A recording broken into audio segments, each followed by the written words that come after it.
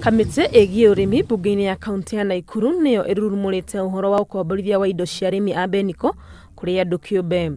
Mashamba za wakulima wa halmashauri ya Pareto yamenyakuliwa na individuals ambao wamepewa leases hata ambao zimeenda karibu miaka 20. Marauga bodi ĩrĩa ĩrũgamĩrĩire ũrĩmi wa Benico ĩkĩte mũgarũ na watho amwe arĩmi matiremetwo mũcemanio gũtarĩrio igũrũ rĩa mũbango ũyũ. One of the directors ambaye alikuja juzi, yeye mwenyewe ndiye anauza hiyo mali ya wakulima solely.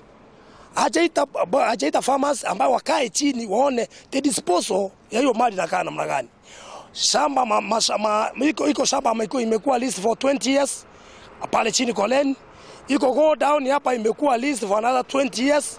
Gũkĩrĩ ũũ, marenda minister wa ũrĩmi Mwangi wa Kĩũnjĩrĩ aingĩrĩre ũhoro ũyũ na ihenya o ta ũrĩa kwahoteka nĩguo kũgitĩra arĩmi kũrwo nĩ indo ciao.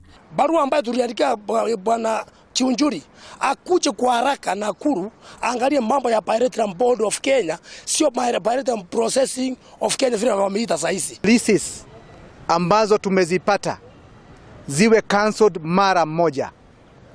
Tumepata ya kwamba pesa ambazo huwa zinalipwa kwa kampuni na account ya mtu binafsi na ni mali ya parastatal mzima.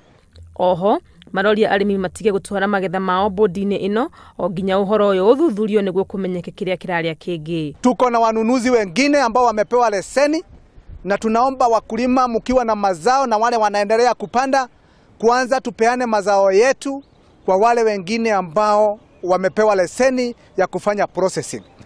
Ũhoro ũyũ ũrahanĩka rĩrĩa aruti a wĩra bodi-inĩ ĩno marathiĩ na mbere gũkaya nĩ ũndũ wa kwaga kũrĩhwo mĩcara yao. Kuuza vitu lakini watuelezei wanafanya nini.